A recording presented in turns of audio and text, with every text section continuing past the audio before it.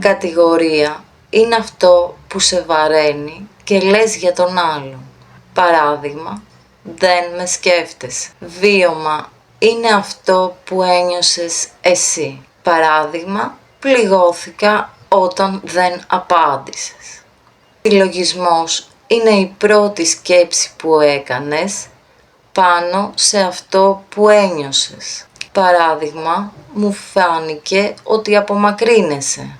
Ερμηνεία είναι το νόημα που έφτιαξε το μυαλό σου. Παράδειγμα, δεν με σκέφτεσαι γιατί δεν με αγαπάς.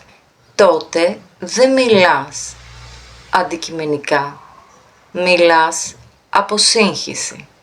Όταν ξεχωρίζεις βίωμα, σκέψη, ερμηνεία, απαντάς από εσένα και όχι από παρεξήγηση.